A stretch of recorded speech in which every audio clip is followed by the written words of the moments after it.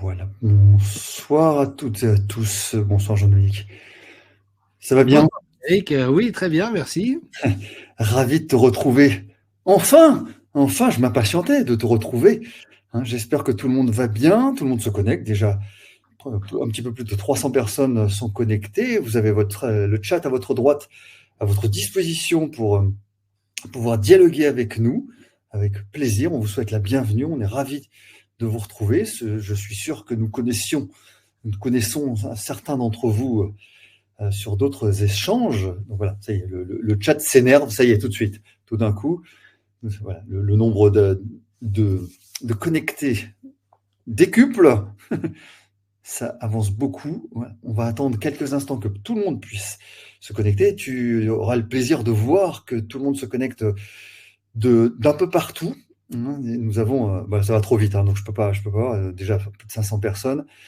C'est dire l'intérêt qui est porté à tes programmes et à tes propos, très attendus, et c'est complètement légitime. Donc, nous avons du Québec, nous avons de Bretagne, nous avons de Toulouse, de partout. Hein, on vous souhaite la bienvenue. On est vraiment ravis de pouvoir partager ces moments avec vous. N'hésitez pas à participer dans le chat. Je vous rappelle que pour celles et ceux qui ne connaissent pas le modèle, vous avez le chat effectivement. N'hésitez pas à vous mettre plutôt sur Google Chrome si vous voyez que vous avez des problèmes de connexion. Google Chrome fonctionnerait un petit peu mieux sur cet outil.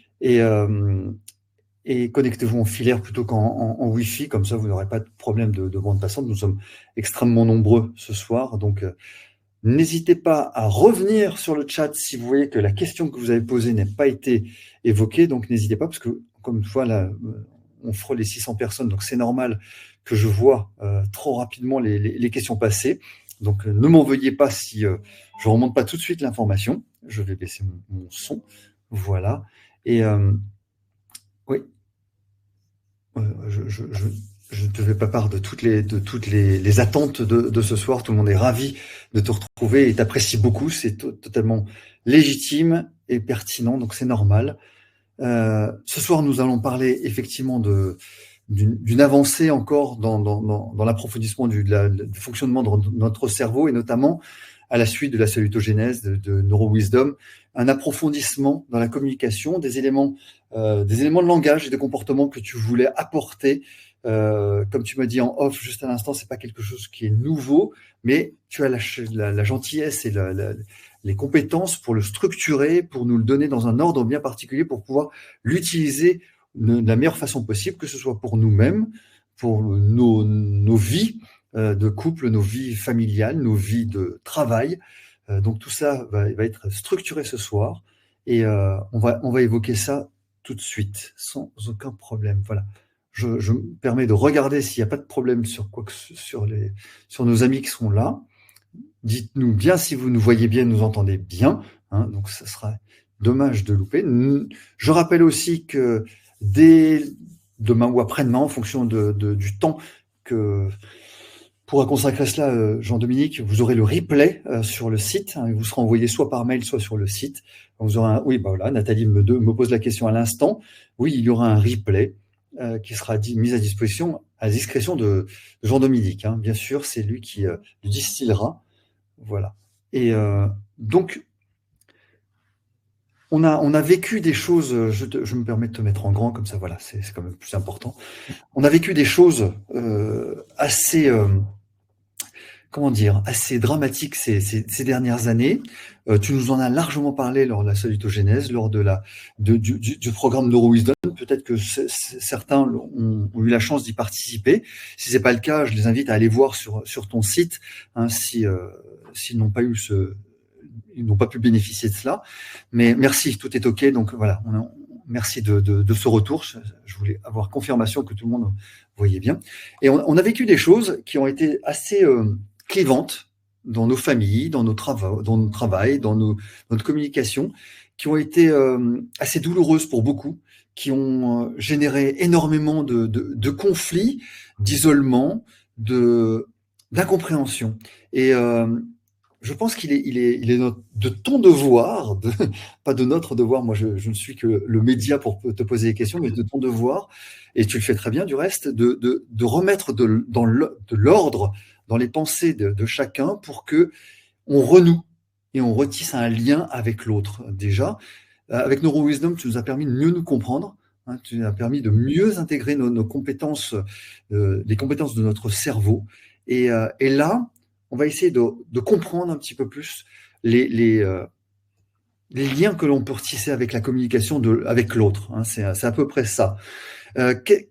Comment tu peux résumer ce qui s'est passé, comment les choses se sont déroulées et comment on pourra se projeter vers une meilleure communication?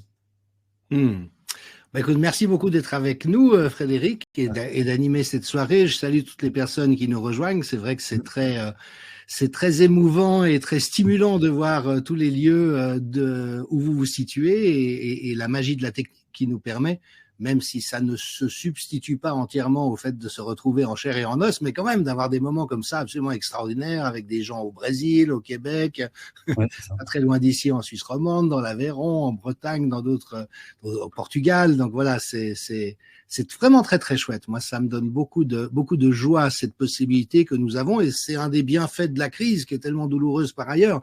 Mais c'est d'avoir fait ce chemin de nous retrouver entre des personnes qui partagent un ensemble de valeurs et d'aspirations fondamentales, et puis effectivement de nous être découverts au fond assez étrangers dans nos propres sociétés, mais parce que celles-ci ont été instrumentalisées par des courants de peur et de haine auxquels, Dieu merci, nous avons eu le bonheur d'échapper. Mais donc aussi avec cette grande difficulté d'avoir vu beaucoup de gens dans nos entourages personnels, professionnels, basculer dans quelque chose dans lequel on n'imaginait pas pouvoir les voir basculer. En ce qui me concerne, j'ai été relativement épargné sur le plan personnel. J'ai gardé de très bonnes relations avec ma famille et mes amis proches. Par contre, c'est vrai que sur le plan professionnel, il y a beaucoup de responsables en santé publique avec lesquels j'interagissais en tant qu'expert, avec lesquels je croyais avoir une bonne relation d'estime réciproque, et qui se sont mis vraiment à se comporter comme des sales types. J'ai pas d'autre mot. Donc de considérer qu'il fallait très librement abuser de la bonne foi et du droit des gens, dire du mal de personnes comme moi et d'autres. Et c'est vrai que ça a été une expérience assez singulière. Maintenant, ce qu'il y a de bon dans les expériences comme ça, un peu intenses ou extrêmes, c'est qu'elles nous mettent au pied du mur, de conserver notre équilibre, notre joie de vivre, notre motivation, et finalement de ne pas donner la permission à la noirceur extérieure de nous rendre amers, pessimistes, endoloris. Vous voyez ce que je veux dire? Il y a une part de souffrance et d'adversité qu'il est important d'accueillir. C'est pas agréable de vivre ce qu'on est en train de vivre collectivement, mais d'un autre côté, de savoir aussi qu'il y a en nous une liberté, une force de vie qui, Dieu merci, peut échapper à un impact comme celui qu'on vit à l'extérieur de nous. Et comme tu l'as souligné, la communication était très centrale à ce que nous avons vécu. Alors, mon propos de ce soir ne s'axera pas tellement sur la communication au cours de la crise, encore que on fera des liens et je répondrai volontiers à des questions ou des demandes d'approfondissement. Mais au fond, tu sais, Frédéric, je te remercie. C'est quoi, le 4e ou le 5e, je crois, webinaire qu'on fait ensemble et où j'ai le plaisir que tu m'accompagnes. Avec plaisir. Un privilège. Et au fond, moi, mon grand kiff dans la vie, en dehors d'essayer de proposer des perspectives dont je pense qu'elles peuvent être intéressantes et utiles pour les gens, parce que c'est mon travail de décrypter des réalités complexes, mais en dehors de ça, mon plus grand kiff, c'est de partager avec les autres ce qui m'a été le plus utile dans ma propre vie. Et comme j'ai le privilège d'être anthropologue de la santé, en fait, une grande partie de mon parcours a consisté à explorer toutes sortes de propositions de soins et d'évolution personnelle. Alors, dans le domaine des pratiques complémentaires de santé, des psychothérapies, de la spiritualité, de tout ce qu'on appellerait le développement personnel, même si c'est une galaxie comme ça un peu hétéroclite. Et puis, dans tout ce qu'il m'a été donné d'explorer, il y a des choses que j'ai trouvées pas mal et qui peuvent correspondre à certaines personnes et peut-être pas à d'autres. Il y a des trucs qui étaient franchement de la daube et qu'il faut mieux éviter parce que c'est tellement mal foutu et c'est porté par des gens qui sont en réalité tellement pas dignes de confiance qu'il vaut mieux pas se diriger dans ces bourbiers-là.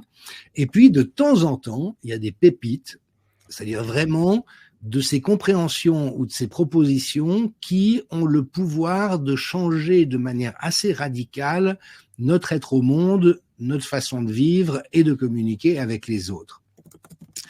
Et j'aime bien différencier ce qui est de l'ordre du savoir. Le savoir, c'est quoi? C'est des informations qu'on absorbe, qu'on est capable de restituer, qui font partie de notre culture générale, mais qui n'ont pas forcément d'impact très profond sur qui nous sommes. Par exemple, si on connaît la capitale de la Namibie, bon, ça peut toujours être utile, mais voilà, ça va pas changer fondamentalement qui je suis. Et puis la connaissance, c'est autre chose. C'est un savoir qui est venu tomber à l'intérieur de moi sur des questions qui étaient en travail et qui me permettent de faire une avancée dans ma vie d'une manière qu'on qualifie aujourd'hui en neurosciences de transformationnelle.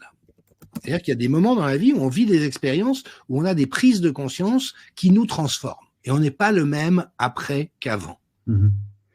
Alors ça, on le voit souvent sur le plan amoureux. Si on cherche pendant des années à faire marcher une relation qui ne marche pas, c'est arrivé à beaucoup de monde, il y a un moment donné où on finit par s'épuiser et en dépit de toute la bonne volonté qu'on a eue, en dépit souvent de toute la bonne volonté qu'a eue la personne en face de nous, on arrive à la conclusion, ben non, qu'on le veuille ou non, ça marchera pas. Et le moment où cette prise de conscience débarque, tu vois, ça transforme notre vie parce qu'on peut pas continuer à faire semblant, on peut pas continuer à essayer en pure perte.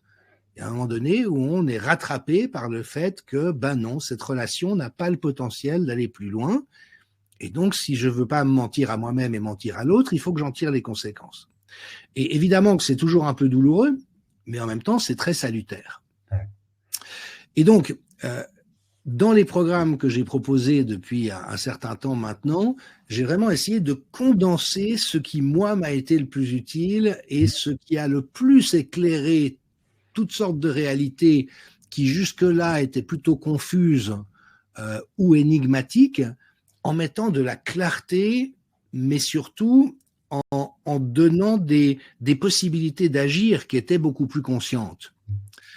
Donc, dans Salutogenesis, je parle de cette architecture du cerveau, quels sont les systèmes qui nous constituent, et le fait qu'en nous, il y a en quelque sorte une polyphonie.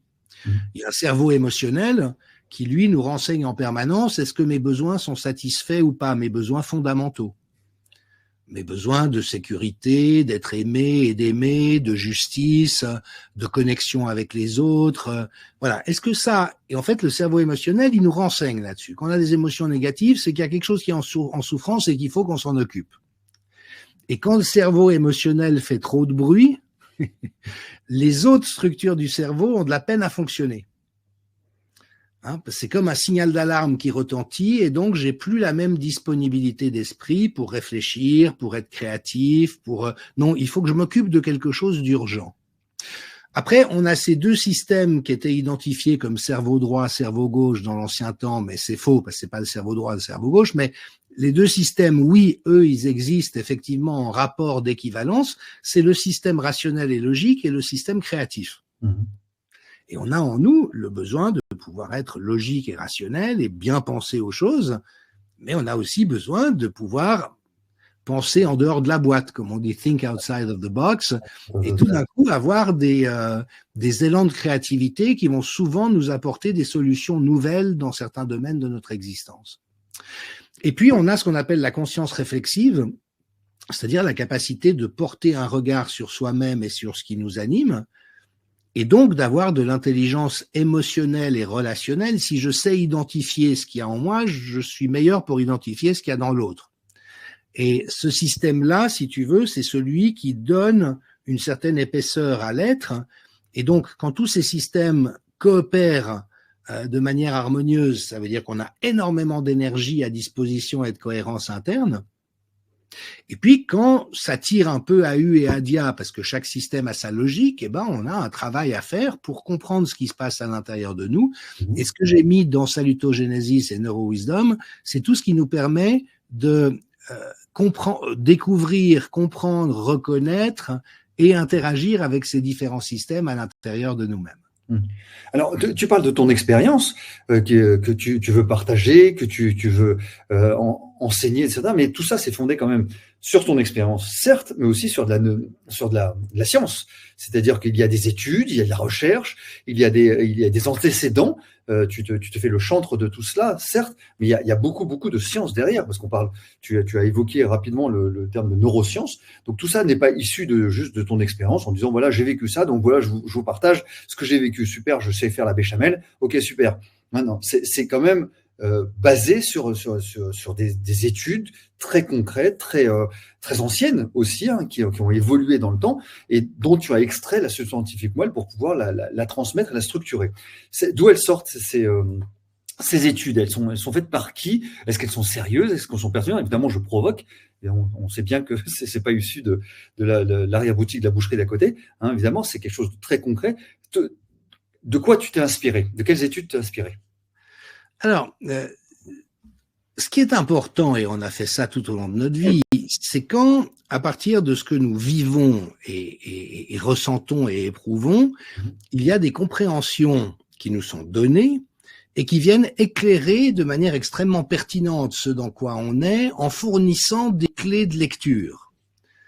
C'est pour ça que c'est tellement important que les parents racontent aux enfants ce qu'ils sont en train de vivre.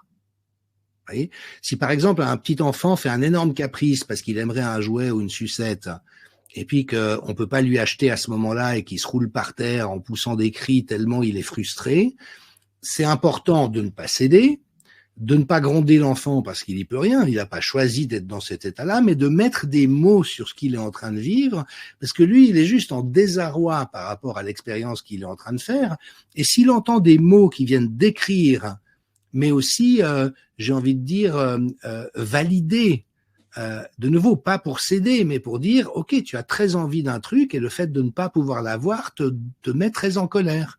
Ben oui, à ton âge, c'est comme ça que ça se passe. Voyez, et ce sont toujours ces mots qui viennent en nous ensemencer notre compréhension et nous permettre de nous construire. Alors pour répondre très directement à ta question, et c'est là où le sujet de la communication est tellement incroyablement intéressant à aborder, c'est que ce que la psychologie et les neurosciences ont mis en lumière, c'est que au fond, nous sommes tous de très mauvais communicateurs. Alors tu me diras, mais attends voir, on est tous de très mauvais communicateurs, c'est un peu une critique un peu sévère. Et en fait, ce qu'on entend par là, c'est qu'en réalité, nous sommes tous de bons ou d'assez bons communicateurs de beau temps. Quand les choses vont bien et qu'il n'y a pas de sujet trop sensible ou trop compliqué, on est très bon. On papote, on se raconte toutes sortes de choses, on se trouve amusant, on se fait plaisir, vous voyez, on est des bons communicateurs de beau temps. Par contre, dès qu'il y a un enjeu particulièrement intense ou des risques de conflit, de colère, de critique, de rejet, à ce moment-là, et je crois qu'on a tous fait l'expérience, on devient extrêmement maladroit et parfois même handicapé. Et combien de fois, je vous pose la question, combien de fois nous sommes-nous embarqués dans une discussion avec de bonnes intentions en disant je ne vais pas agresser l'autre, parce que c'est pas du tout mon but, mais il est important de parler de quelque chose qui me pose problème. Et puis, souvent, très vite, ça part mal.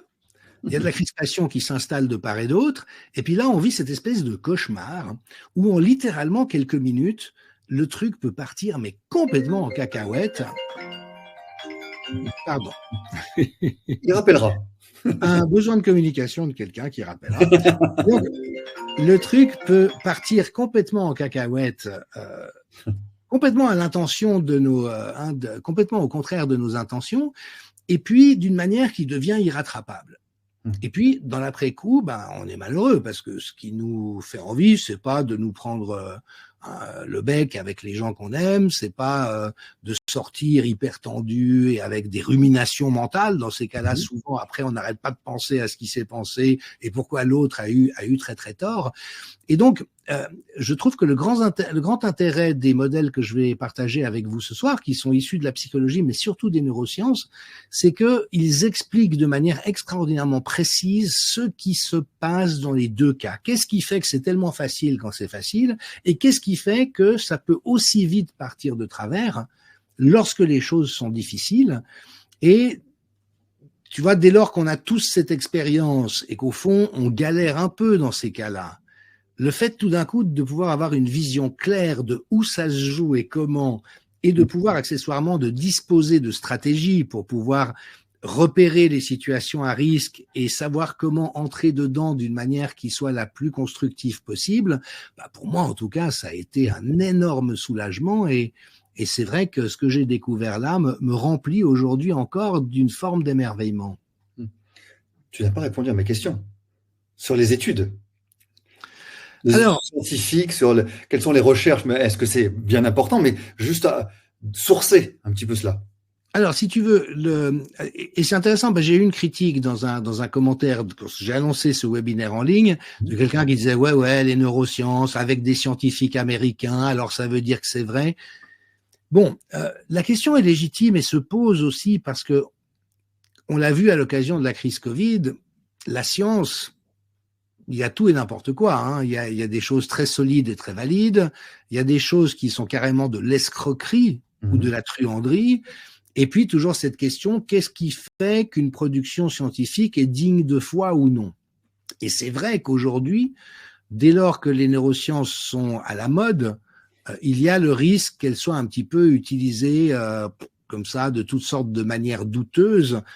Et c'est vrai, c'est tout à fait vrai que dans tout ce qu'on présente aujourd'hui comme étant des découvertes des neurosciences, il y a beaucoup de choses qui sont très, très critiquables ou douteuses, notamment, c'est une petite parenthèse, mais tout ce qui est soi-disant prouvé par l'imagerie cérébrale est en fait assez faible sur le plan épistémologique.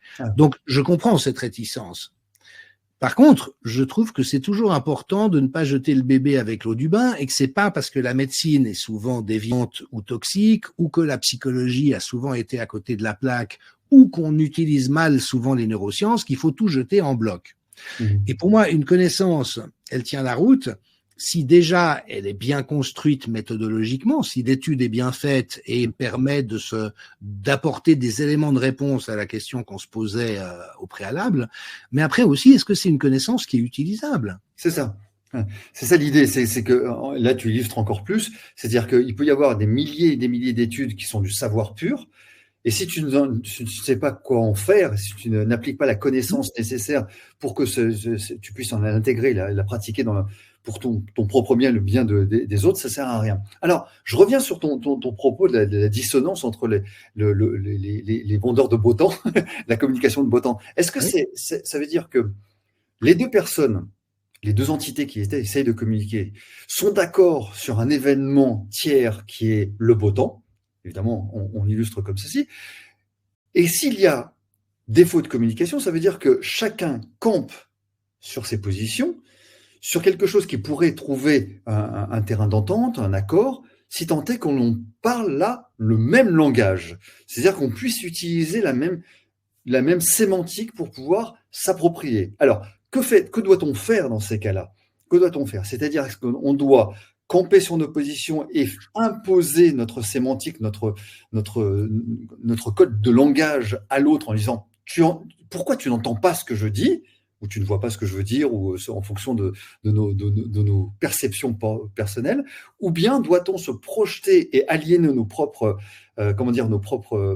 volontés pour essayer de se projeter dans le vocabulaire de l'autre et enfin le comprendre pour qu'il puisse comprendre ce que je dis. Est-ce que j'ai bien résumé ma pensée, qui est un petit peu avec cette orve?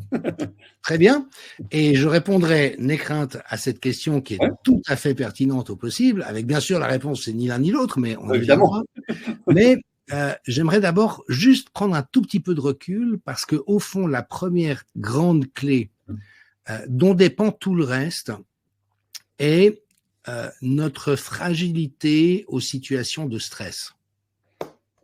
Qu'est-ce que c'est qu'une situation de beau temps sur le plan communicationnel? C'est quand il n'y a rien qui vient me mettre dans un état de stress.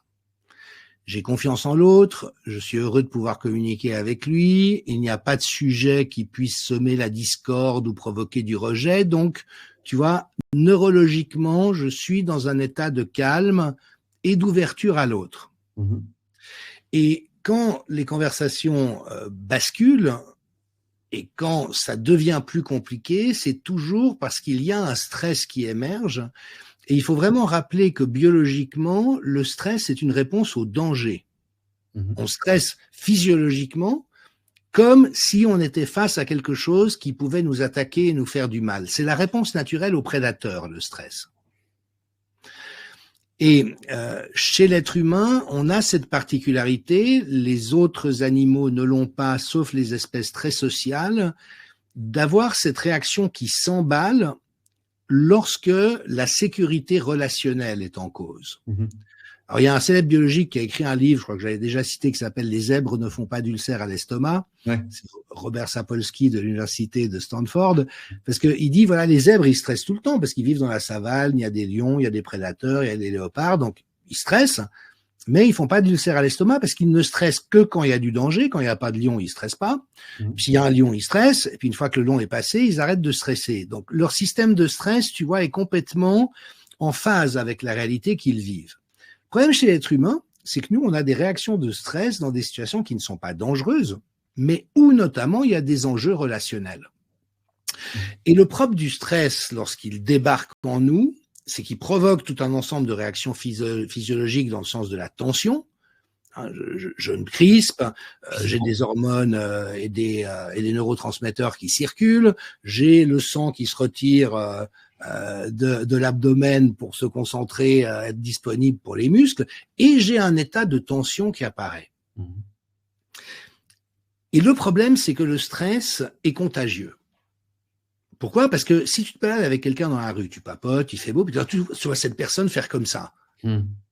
Tu vas forcément te tendre aussi, parce que tu te dis, si la personne se crispe et se tend, c'est qu'il y a un danger. C'est même pas pensé, tu vois, c'est automatique comme réponse. Et d'ailleurs, on a des vidéos très amusantes de foule où on fait ça. Tu as quelques acteurs qui déclenchent, tu vois, des signes d'anxiété, et tu vois l'anxiété se diffuser à toute la foule. Et donc, quand l'un des deux interlocuteurs devient stressé, ça met l'autre sous stress. Et lorsque le stress monte, nous perdons notre calme, donc notre capacité de montrer à l'autre qu'on est en confiance et de lui inspirer confiance, mais aussi la capacité de réfléchir de façon construite et posée. Parce que il y a un danger, donc toute une partie de notre conscience déserte, si tu veux, les compétences logiques. Alors on l'a beaucoup vu dans la crise Covid, on a terrorisé les gens en leur faisant croire qu'ils allaient mourir à cause d'un malheureux virus, ils étaient plus capables de réfléchir.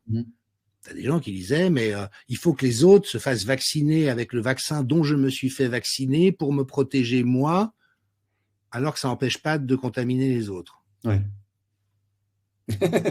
Il y a une logique élémentaire qui a explosé. Et donc, lorsque tout d'un coup, il y a de la tension qui embarque dans la relation, tu as une espèce de montée en symétrie dans un registre où on n'est plus dans le confort personnel, on n'est plus dans la confiance qu'on va pouvoir communiquer clairement avec l'autre. Et en fait, toute une partie de notre énergie est absorbée dans le fait de flipper sur tout ce qui pourrait se passer.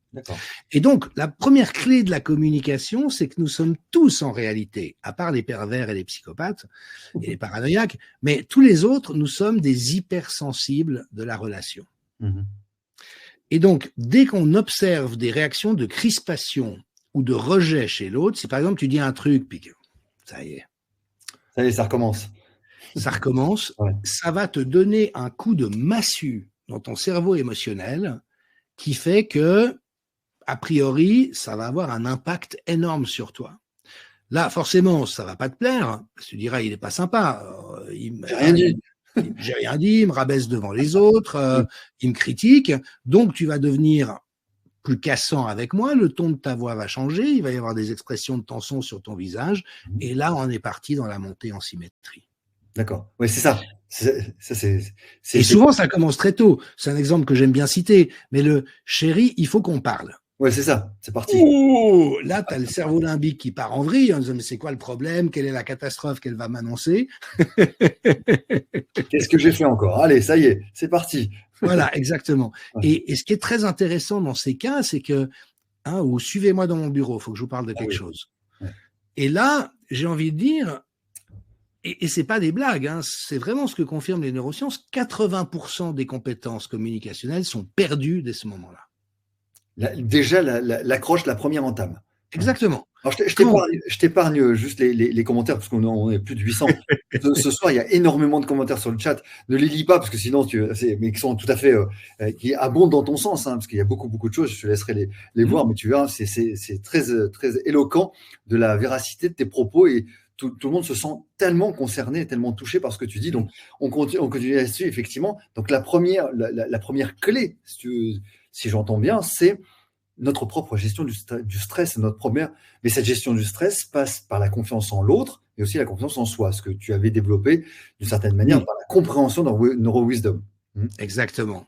Et en fait, tu vois comme c'est beau, parce que ça recoupe vraiment beaucoup de compréhension psychologique et spirituelle, c'est qu'au fond, la première clé de la communication, c'est l'état intérieur.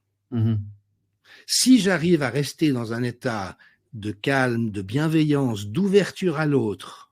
Par exemple, supposons que tout d'un coup, tu te montres stressé, un peu agressif envers moi. Ok. Ça ne m'échappe pas, je suis capable de repérer les signaux, mais à ce moment-là, il y a forcément deux réactions possibles. Ou bien ça me stresse moi aussi et je t'en veux de ça et on monte en symétrie, ou bien je reste ancré en moi-même en me disant, tiens, là, Frédéric, il est en train de vivre une tension et il me l'exprime de cette manière. C'est quoi qu'il est en train de vivre? Ça m'intéresse. Parce que c'est quelqu'un que j'apprécie, je me sens pas menacé par lui, mais il vit quelque chose de particulier et donc je vais m'intéresser sincèrement à ce qu'il vit. Tu vois, pas c'est quoi ton problème, je peux t'aider. Tu vois, ce qui est encore des manières de rabaisser l'autre, mais vraiment, ok, là il y a une tension. Et en fait, la grande clé, c'est de veiller à être soi-même dans un état intérieur extrêmement pacifié et de l'entretenir si on voit des marqueurs de la communication qui s'emballent. Et Dieu merci, on a un certain nombre de stratégies qui sont très détaillées dans les articles, les livres et le programme que je vais proposer. Mais une des plus évidentes d'entre elles, alors c'est des petits subterfuges si tu veux, mais c'est avant d'embarquer dans une communication qui risque d'être tendue, de prendre quelques dizaines de secondes pour penser à quelqu'un que tu aimes. Déjà un truc. Pourquoi? Parce que si tu penses 20 ou 30 secondes à tes enfants, à ta femme, à ta mère, à un ami proche, c'est vraiment quelqu'un que tu aimes. Eh ben, tu libères de l'ocytocine dans ton cerveau. Et l'ocytocine est une hormone anti-stress et anti-douleur. Les femmes, j'ai eu des témoignages comme ça de femmes qui ont vécu des césariennes, elles ont très très mal, et au moment où on pose leur bébé sur leur ventre, c'est fini, tu vois. Et donc, juste ça, c'est en plus une hormone qui donne confiance en soi, ça veut dire que tu peux entrer dans la relation, tu vois, pas au bord du stress, mais avec une distance de sécurité par rapport au stress. J'entends. Alors, il y a énormément de commentaires, comme je viens de te dire, mais surtout, il y a pas mal de choses qui ressortent. C'est la notion de la peur. C'est-à-dire que cette notion de stress peut être générée par, j'ai vu un commentaire, pardonnez-moi, et comme il y en a beaucoup, je ne sais plus qui l'a mentionné, c'est la peur de ne plus être aimé. C'est-à-dire que, oui, ok, je veux te dire quelque chose, mais excuse-moi, Jean-Dominique, mais bon, alors, peut-être que ça va pas te plaire, mais alors, j'ai un petit peu peur de ta réaction, mais ça fait longtemps que je veux te le dire quand même, mais là, oh non, je te le dis pas parce que j'ai pas envie qu'on se fâche et tu sais en quelle estime je caricature un tout petit peu, on a compris, c'est la peur et plus loin la peur d'être encore plus profonde, la peur de ne plus être aimé. Comment on peut décrypter cela? Oui, merci de le dire parce que c'est très très vrai, nous avons tous une vulnérabilité extrême à la critique et au rejet. Alors si tout va bien, à l'âge qui est, je dirais pas le nôtre, parce que tu es beaucoup plus jeune que moi, Frédéric, mais à l'âge qui est le tien ou à celui qui est le mien, on a appris à être moins, tu vois, on est un peu des vieux singes, donc bon, mais prends les ados, par exemple. Tu sais, les ados, ils ont comme perdu leur carapace, comme disait Françoise Dolto. Hein, comme les homards qui grandissent, ils sont obligés de perdre leur carapace et tout d'un coup, ils n'ont pas de carapace pendant quelques années avant de mettre celle de l'adulte. Regarde à quel point ils sont sensibles à l'humiliation. Oui. Au fait de se sentir moqué. Et on a tous une vulnérabilité très aiguë à ça. Et d'ailleurs, alors ça c'est très amusant parce que la science l'a vraiment attesté, on est aux aguets en permanence du langage non verbal de l'autre et du fait qu'il est dans un état d'accueil et d'acceptation de nous ou de méfiance ou de rejet. C'est extraordinaire. Et il y a un grand marqueur physique de ce que pense et de l'attitude de l'autre. Est-ce que tu sais ce que c'est? Non, vas-y.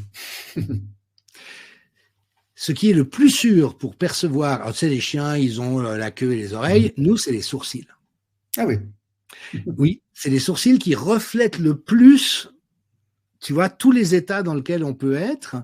Et donc, inconsciemment, nous sommes en permanence en train de lire les sourcils de nos interlocuteurs. On s'en rend pas compte, Non, mais on le fait automatiquement. On scanne les sourcils en permanence à l'affût de tout signe de rejet, d'agressivité ou de critique.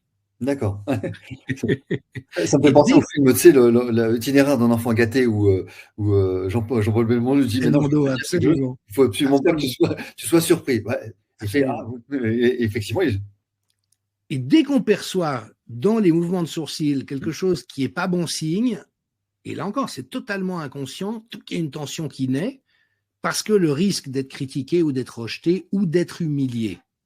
c'est ça, d'accord. Et effectivement, une des expériences les plus douloureuses, en tout cas tant que l'ego n'a pas un cuir un peu philosophe, c'est le fait d'être ridiculisé en public. C'est ça. C'est très très douloureux à vivre. Et alors, juste une petite anecdote, mais c'est amusant. Après avoir appris tout ça et l'avoir mis en pratique et avoir développé des stratégies de coaching où j'accompagnais des gens, j'ai repris des fonctions dans une organisation de santé où il y avait des colloques d'équipe une fois par semaine. Et dans ces colloques d'équipe, les gens s'aimaient bien, hein, et ça collaborait bien, mais il y avait le pli de toutes sortes de marqueurs de communication extrêmement agressifs et irrespectueux entre les uns et les autres. Donc, ils se coupaient la parole, ils n'arrêtaient pas de se dire « t'as pas compris ». Des fois, ils levaient les yeux au ciel en attendant que l'autre ait fini de parler. Horrible. Et oui, alors même que tout le monde était de bonne composition, puis qu'il n'y avait pas de malveillance, mais ça mettait un climat qui était extrêmement pénible, parce qu'il n'y avait pas ce huilage des relations, et ça veut dire aussi que comme chacun avait peur de se faire couper la parole, il se précipitait dans ce qu'il avait à dire pour pouvoir le dire avant de se faire couper la parole. Et ça donnait des interactions qui étaient extraordinairement disharmonieuses. C'était d'autant plus gênant que le propos était mal transmis, donc mal perçu, donc ça engageait encore plus d'incompréhension. Alors, exactement. Il y a des petits commentaires qui sont assez rigolos. Vincent qui dit « je vais me mettre à l'épilation », l'épilation des sourcils. Une autre qui dit « une étude relève que les utilisateurs de Botox perdent leur empathie car ils ne lisent plus ces signes ». C'est vrai. Tout à fait oui, vrai. Oui. Et chez les gens très botoxés, il y a quelque chose de bizarre parce qu'on sent effectivement qu'il y a une espèce de figement qui fait que c'est plus difficile de percevoir la personne.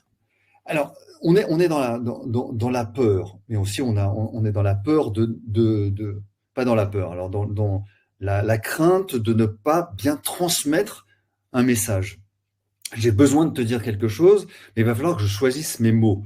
Est-ce que ces mots, ce langage, cette sémantique va trouver écho auprès de Jean-Dominique Michel qui, finalement, vu son bagage, etc., moi, peut-être mon niveau de verbe peut-être un petit peu moins recherché, mon niveau de vocabulaire, est-ce que je vais pouvoir aller te chercher et est-ce que mon propos va pouvoir être perçu? Quel est notre niveau d'adaptation? Merci. Donc, effectivement, premier élément, c'est l'état intérieur et les marqueurs qu'on exprime, et notamment tout ce langage non verbal. Tu sais qu'on avait identifié il y a très longtemps que 93% de la communication est non verbale. C'est des chiffres qui sont pas justes, mais enfin, l'idée quand même, c'est que ce qui passe de cerveau à cerveau, qui informe le plus sur la réalité de la relation, c'est le non verbal. Et d'ailleurs, tu sais, je peux citer une petite anecdote parce qu'elle est tellement amusante. Des fois, tu as des maîtres de petits roquets, de petits chiens qui, tu vois, réprimandent leurs chiens en disant « Non, Kiki, c'est pas bien, tu es méchant, Kiki, il faut pas sauter sur la dame et la mordre. Non, non, non, Kiki, c'est pas gentil. » Mais qu'est-ce qu'il entend, Kiki? Il entend c'est bien, gentil Kiki, comme t'es mignon, je t'aime beaucoup, Kiki. Il n'entend aucune réprobation. Et comme il n'a pas le sens des mots, Kiki, il est tout content. Donc il va continuer à se comporter comme ça parce que, tu vois, tout le ton de la voix, l'assonance. Alors, un humain, il pourrait éventuellement observer qu'il y a un décalage entre la manière d'exprimer et le contenu verbal du message. Mais comme le chien ne comprend pas les mots à notre connaissance, ou en tout cas pas beaucoup, bah Kiki, voilà, il va juste se sentir encouragé à continuer. Donc, bon, ça, c'est le premier élément. Et puis, le deuxième, merci d'y venir, c'est tellement important, ce sont les mots. Alors, il y aurait beaucoup de choses à dire sur les mots, mais je vais essayer de rester relativement simple pour qu'on puisse poursuivre le fil de notre exploration. La première chose à savoir, c'est que tout comme nous sommes très sensibles à la critique et au rejet, pour des raisons tout à fait explicables anthropologiquement, nous sommes beaucoup plus sensibles aux mots négatifs qu'aux mots positifs. Donc si je t'adresse une critique et que je te fais un compliment, qui sont, si tu veux, d'une intensité comparable, le compliment va te passer dessus, mais comme de l'eau sur la plume d'un canard, et la critique, a priori, elle va te rester au travers de la gorge pendant un certain temps. En fait, c'est des stratégies de survie. On a besoin d'être plus attentif à ce qui peut être problématique qu'à ce qui ne pose aucun problème. Mais donc, les mots peuvent avoir un impact très fort sur le cerveau. Et d'ailleurs, si on met les gens dans un IRM fonctionnel, donc qui étudie les réactions du cerveau, et qu'on flash devant leurs yeux le mot non, et qu'on flash devant leurs yeux le mot oui, le non provoque une réaction dans le cerveau, même quelqu'un allongé dans un tube d'un IRM. Parce que non, tu vois, depuis tout enfant, avant que non, non, non, alors que oui, bon bah oui, quoi. C'est bon, quoi. Oui. Et donc, c'est là où il est important d'être vigilant au choix des mots, parce qu'il y a des mots qui inévitablement vont agir comme des grenades. Par exemple, une expression très courante, et elle est tellement fausse à tout point de vue, mais « tu m'as blessé en disant ça ». D'accord ? Et souvent, les gens sont de bonne foi, ils veulent juste dire que quand quelqu'un a dit quelque chose, ça leur a fait quelque chose. Mais blessé, c'est grave, blessé. Si je suis blessé, je vais peut-être mourir. Et si je te dis « tu m'as blessé », qu'est-ce que je suis en train de dire ? Je suis en train de dire « tu m'as agressé sauvagement ». Alors que ce que j'essaye de dire, c'est que j'ai réagi fortement à quelque chose que tu as dit. Alors tu vois comment un mauvais choix de mots peut tout de suite entraîner des réactions extrêmement fortes, mais aussi parce que ce choix de mots sert très mal ce qu'on cherche à communiquer. Ou par exemple, une autre locution courante qu'on entend, c'est c'est inacceptable. Hein, ce que tu as fait ou dit est inacceptable. Inacceptable, c'est grave. Tu vois ? Alors qu'on est tous maladroits, on fait tous de notre mieux, des fois on foire un peu. Donc s'il y a quelque chose dans ce que tu as dit ou fait qui m'a déplu, je peux peut-être utiliser d'autres mots que te dire que c'est inacceptable, parce que inacceptable, c'est radical, tu vois, c'est tu as fait quelque chose de très très grave, qui est inacceptable, qui mérite d'être sanctionné ou dénoncé publiquement. Donc, et malheureusement, on a tendance, quand on entre dans de la tension ou du désaccord, de commencer à utiliser des mots qui sont beaucoup trop forts et qui vont avoir comme effet de vraiment percuter l'autre de manière très très forte, et donc de faire monter son stress de manière maximale. Et puis là, il va avoir tendance à utiliser des mots du même registre, et, oui. à ce moment-là, c'est perdu.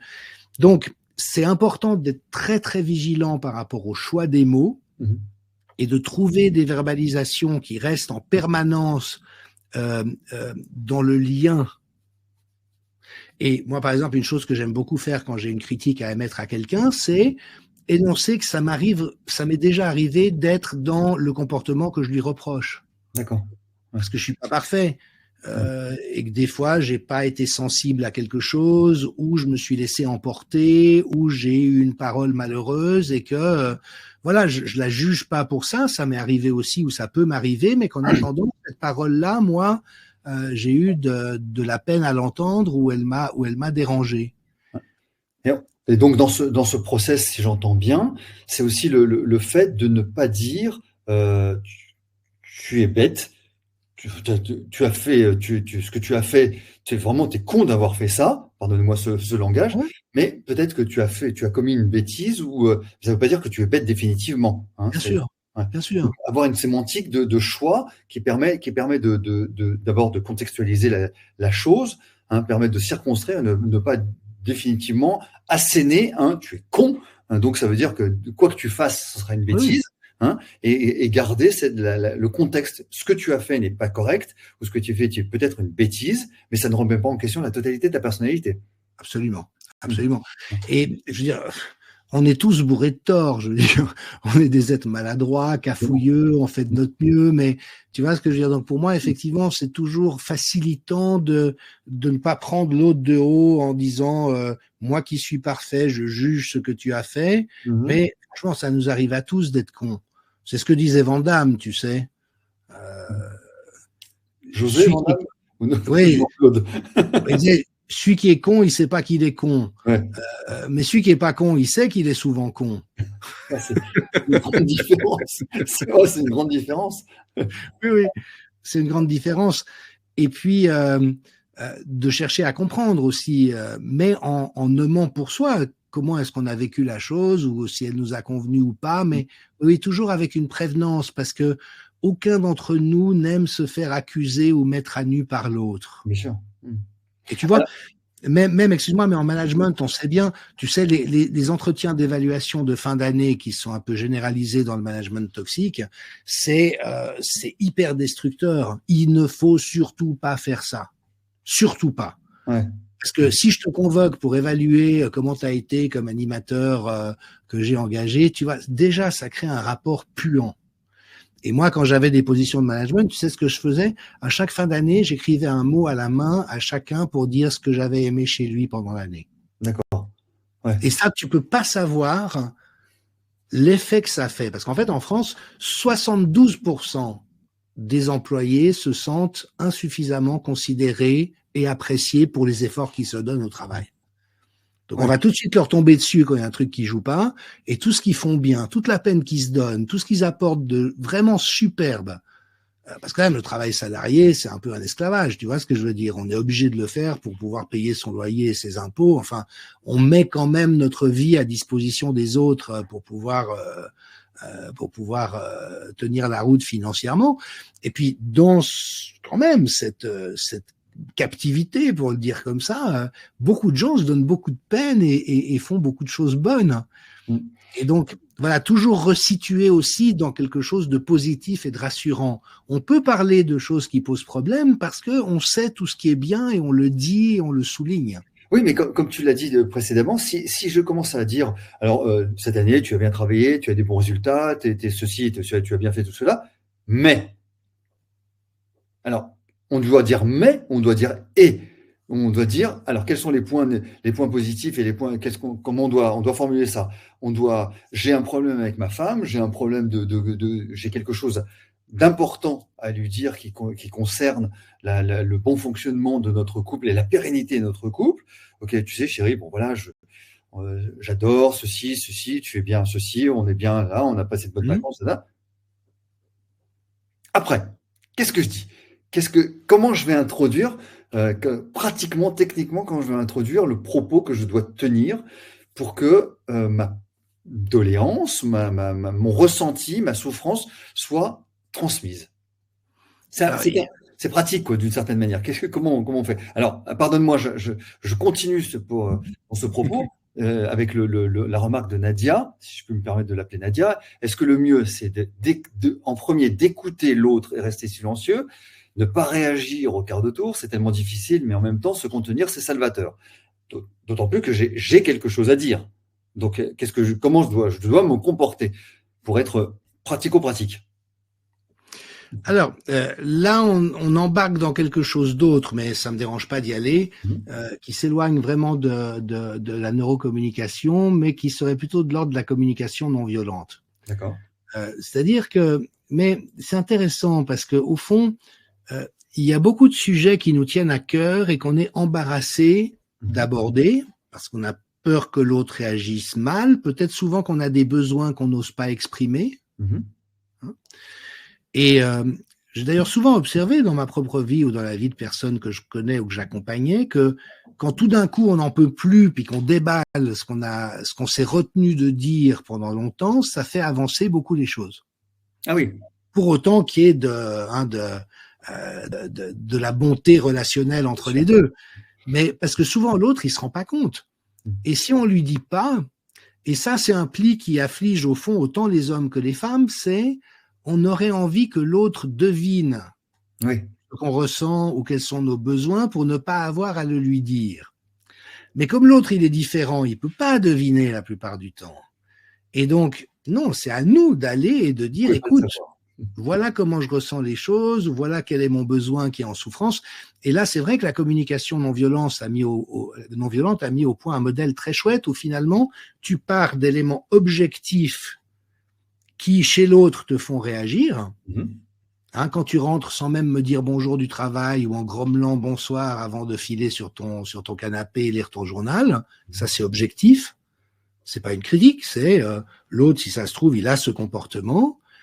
Eh bien, moi, j'ai plutôt tendance à me sentir contrarié ou frustré ou déçu parce que à ce moment-là, j'ai envie de pouvoir être en contact avec toi et d'échanger. Si tu me dis, écoute, je suis désolé, mais voilà, j'ai la tête pleine de contrariété, j'ai très envie de parler avec toi, mais j'ai besoin de prendre 10 minutes ou un quart d'heure pour me changer les idées, je peux tout à fait le comprendre. Mais si tu dis rien et que tu fais ça et que moi je reste planté là comme un con, j'ai de la peine à vivre ça. Est-ce que tu serais d'accord? Et donc on termine par une demande. Tu vois, c'est un processus d'explicitation. Mais bon, ça dépasse un petit peu le cadre de la neurocommunication. Tu vois, dans la neurocommunication, on se dit plutôt comment est-ce qu'on peut faire pour entretenir en permanence quelque chose de très constructif qui fait qu'on puisse s'engager dans des sujets minés ou à risque d'exploser en réconfortant en permanence l'autre quant au fait que c'est OK d'en parler, qu'on va pas entrer dans la critique ou l'agression, que si la personne elle-même devient tendue, on va pas rajouter de la tension à la tension. Tu vois, c'est plus comme ça un ancrage visant à la clarté. Et par rapport à la question, faut-il mieux écouter ou non? Là, il y a une innovation somptueuse, je trouve, de la neurocommunication, qui est le fait d'avoir repéré qu'au fond, quand un sujet est complexe, c'est difficile de comprendre l'autre. Parce que on doit faire cet effort d'entrer dans son monde, d'écouter ce qu'elle le dit, non seulement les mots qu'elle utilise, mais le ton avec lequel elle le dit. Enfin, tu vois, il y a toute une énigme là. Et nous sommes tous piégés par cet autre phénomène qui est que quand on a peur ou qu'on a l'appréhension de mal exprimer les choses, on tend à parler beaucoup. Pourquoi? Parce qu'on se dit que plus on rajoute de mots et de détails, mieux ça va aider l'autre à comprendre. C'est un gros piège, ça, apparemment. C'est un gros piège. Ouais. Parce que l'autre, il est un peu sous stress, donc ça veut déjà dire que sa capacité d'attention est réduite. Il a besoin de clarté. Et donc, si on le noie sous une espèce d'avalanche de détails, d'explications, de justifications, ce qu'on tend à faire dans ces cas-là, tu vois, l'autre, il va se sentir mais complètement submergé par une masse de mots qu'il n'arrive pas à trier, dans un climat qu'il perçoit comme véhiculant de la tension, et là, tu fais complètement exploser ses capacités de compréhension. Et c'est là où tu risques de rencontrer une opposition qui va pas être du tout constructive. Donc ça, c'est un écueil fondamental, c'est-à-dire mais si on a plusieurs griefs, effectivement, comme tu l'as dit, à un certain moment, il faut vider son sac. Oui, mais on va sortir tous les dossiers. On va sortir tous les dossiers. Mais le 18 janvier, tu as fait ça. Rappelle-toi, quand on était en vacances, tu as fait ci. Ou bien quand tu étais au bureau, je t'avais demandé de faire la photocopie, tu l'as pas fait. Donc, il y a plein de choses qui vont sortir. Donc, ça veut dire qu'il faut serrer, trier, il faut hiérarchiser en disant quelle est la chose, est-ce qu'on doit commencer par la chose la plus anodine ou la plus grave, enfin grave, la plus importante selon soi? Exactement. Exactement. Et là, c'est tellement illustratif ce que tu viens de dire, parce que ces dossiers de preuves où tout d'un coup on sort 18 Ouais, ça. anecdotes à l'autre, Mm. tu vois, ça c'est de la Kalachnikov. C'est ça. C'est-à-dire que Ah, chaque élément sera perçu comme étant un reproche ou une mise en cause. Déjà, une critique, c'est compliqué, mais si tu en as 12 à la suite, à ce moment-là, c'est fini. Je veux dire, c'est end of the game. Et d'ailleurs, quand vraiment la communication devient trop compliquée, il vaut mieux s'arrêter. Il vaut mieux, tu vois, stop. Là, on est en train de partir dans le mur.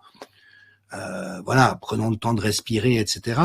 Par contre, lorsqu'on connaît ces pièges, au fond, et c'est un peu contre-intuitif, mais ce qu'il faut mettre dans ces cas-là, c'est de la lenteur et du silence. Pourquoi? Parce que si je te dis quelque chose d'important, qu'il est peut-être difficile pour moi de verbaliser, donc je vais un peu tâtonner avec les mots que je vais essayer de trouver pour te faire comprendre. Ça veut dire que chaque paquet de mots ou de sens que tu vas recevoir de moi, il te faut un peu de temps pour trier un peu tout ça, comprendre ou imaginer ce que j'ai voulu dire. Ben souvent, on ne le comprend pas, on l'imagine. Tu vois, on se dit, ah, j'ai l'impression qu'il essaye de me dire ça. Et si à ce moment-là, on entre dans cette vitesse en rafale, il y a quelque chose qui va totalement à l'encontre de ce besoin de prendre le temps. Alors, le processus de communication compassionnelle, il a trouvé un ensemble d'ancrages qui sont pratiqués sous forme d'exercices. Alors, je vous donne le modèle parce qu'il est tellement intéressant et il faut le pratiquer pour avoir un peu une expérience de ce dont il s'agit. Mais c'est de prévoir des tours de parole très brefs d'une personne à l'autre. Au lieu de laisser une personne déballer tout son sac pendant 5 minutes, l'autre, il a reçu à peu près 3500 mots, dans lequel il y a eu plein de mots grenades et il ne sait pas très bien ce qu'il a compris ou pas.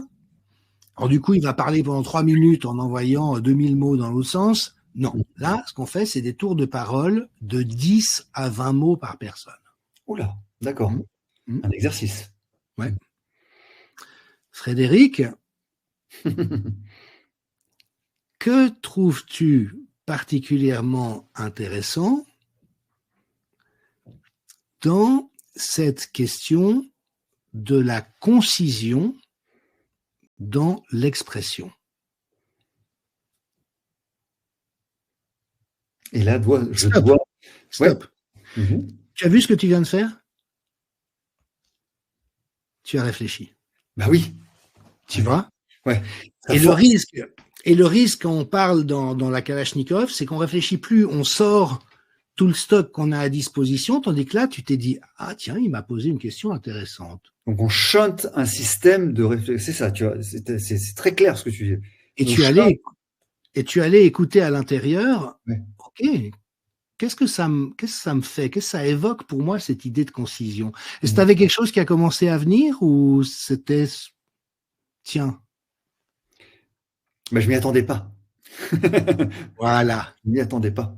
Exactement. Donc Et là, il va falloir que j'aille chercher des éléments de langage qui vont me permettre d'essayer de répondre à quelque chose qui m'a surpris. Voilà, exactement.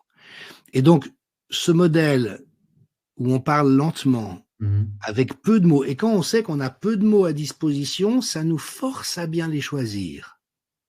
Tu vois, aller les chercher.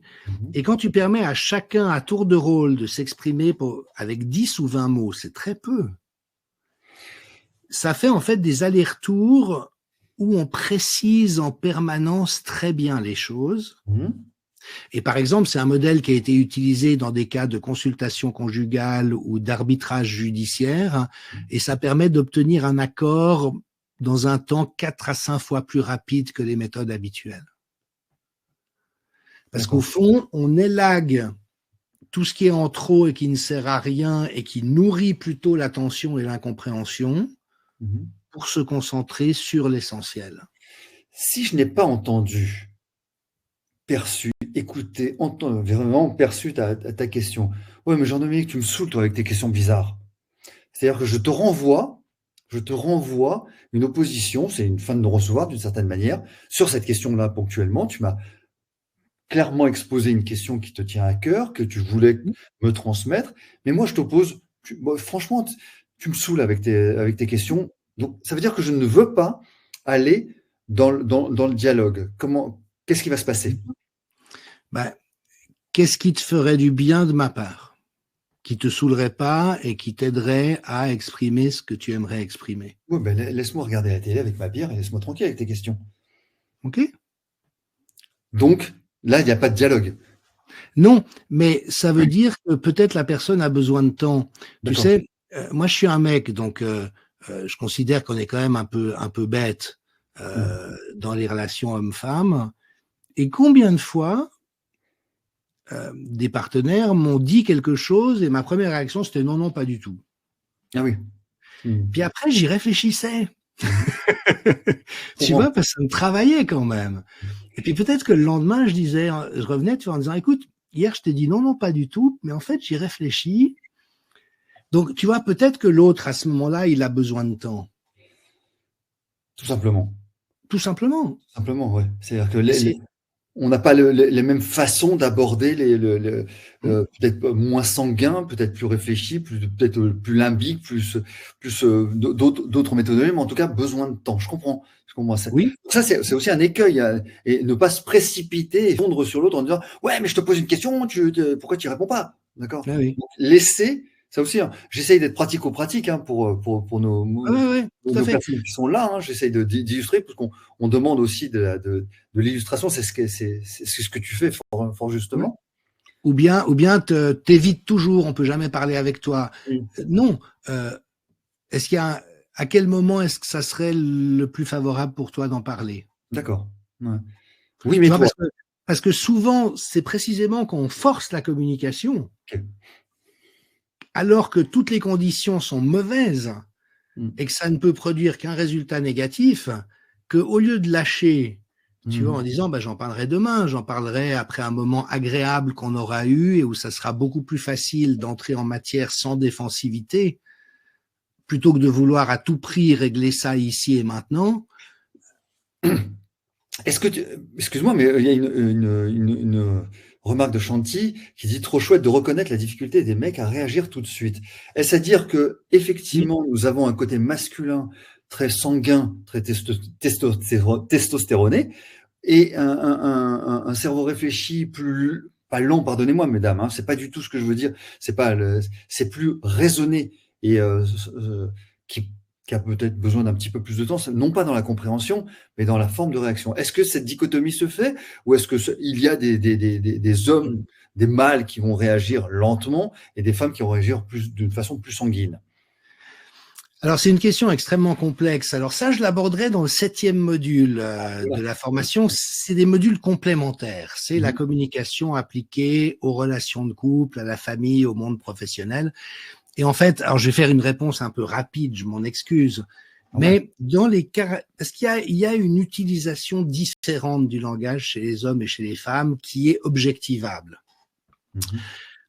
Et notamment parce que les hommes, et c'est un héritage de la testostérone, et du temps où on était des chasseurs de mammouths, nous aimons communiquer de manière claire et précise, d'une manière qui permet une action.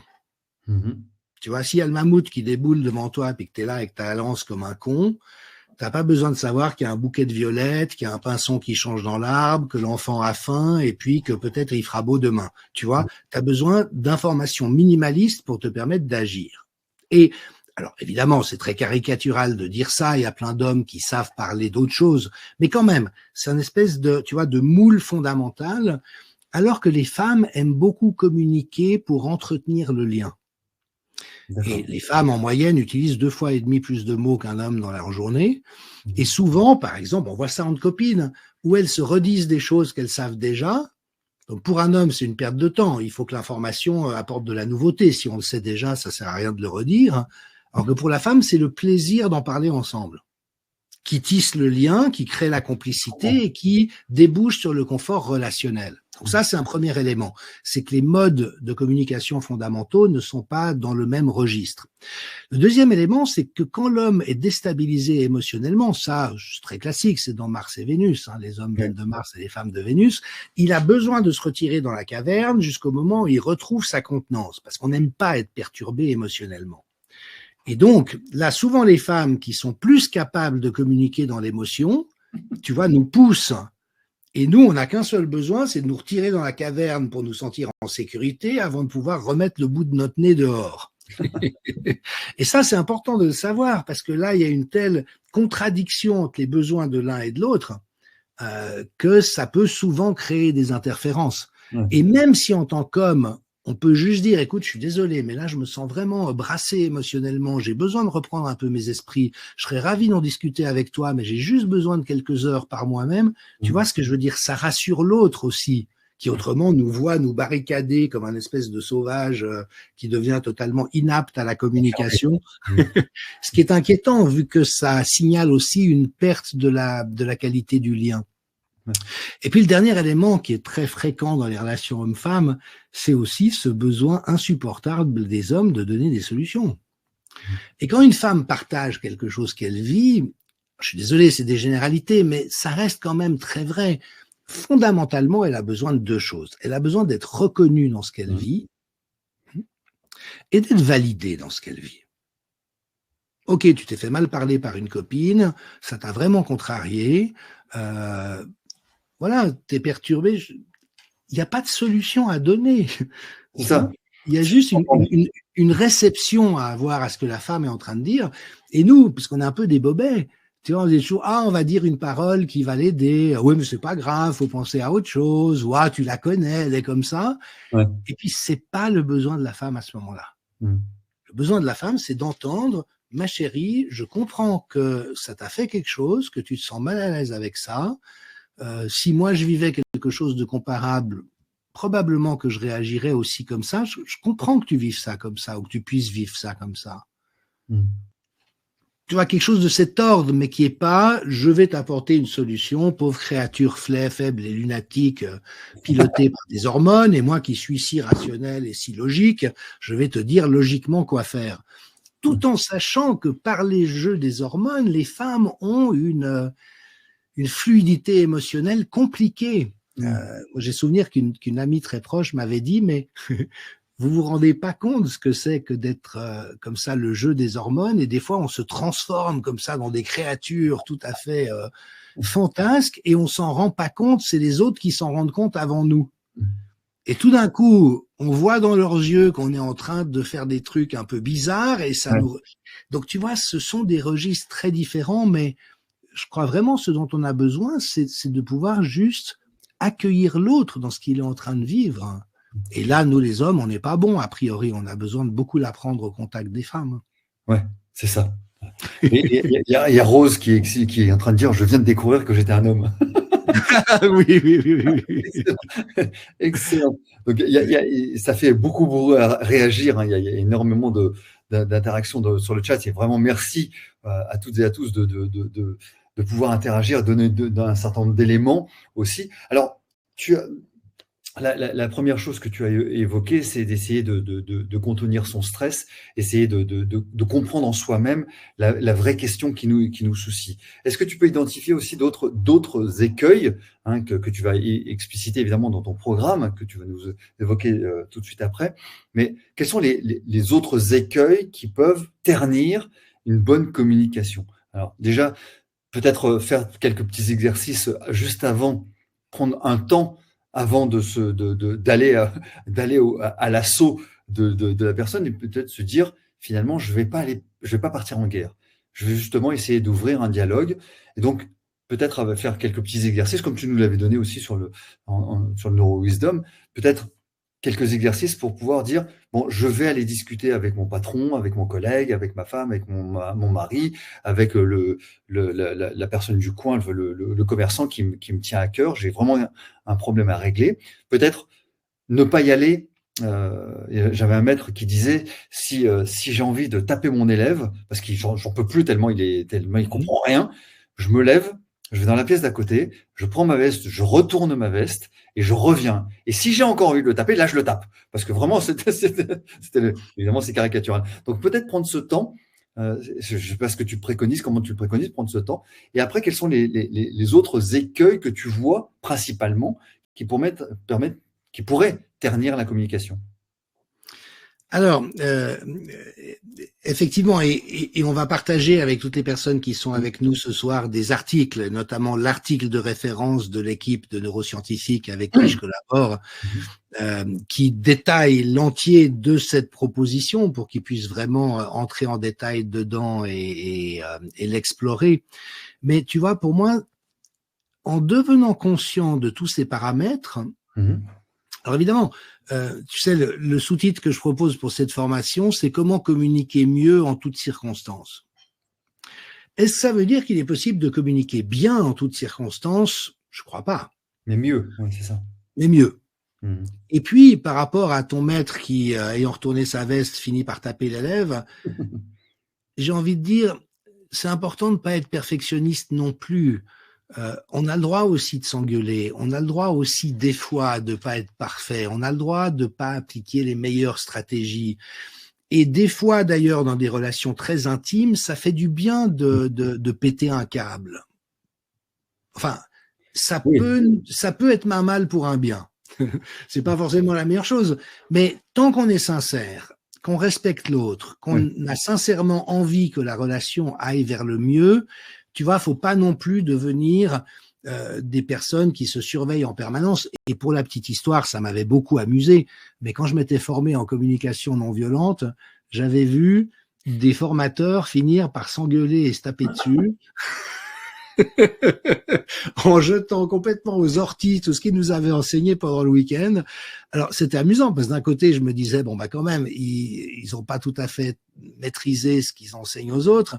Puis d'un autre côté, c'est presque aussi salutaire, tu vois ce que je veux dire. On peut tous essayer de notre mieux, mais on est aussi humain et toutes les conversations et toutes les relations interpersonnelles ne peuvent pas être complètement harmonieuses et huilées.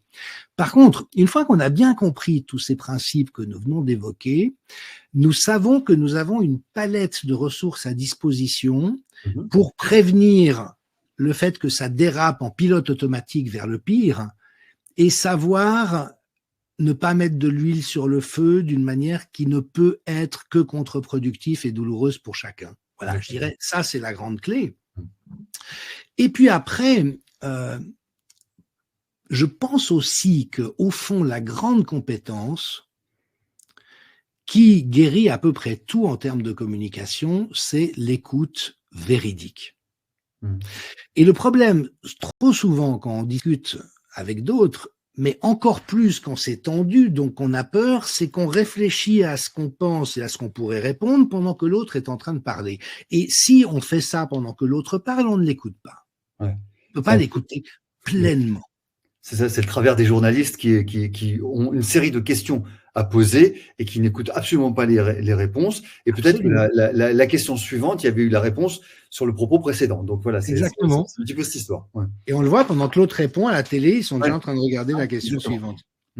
Et tu sais, moi, quand je faisais des supervisions d'équipe, et j'en ai beaucoup fait dans le domaine de la santé, je faisais souvent un exercice, c'est que je posais une question, puis je demandais aux gens de se mettre en binôme, et le premier membre du binôme expliquait à l'autre sa réponse à cette question ou comment il sentait ce problème, et c'est l'autre qui devait dire au groupe ce que le premier avait dit. Ah oui. Donc ça oblige à aller chercher. Oui. Et c'est extraordinaire de voir à quel point l'immense majorité d'entre nous sont très incapables de faire ça.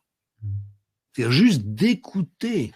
Et écouter, ça commence par écouter les mots que dit la personne. Écouter le ton sur lequel il ou elle le dit. Tu vois, c'est d'être vraiment présent.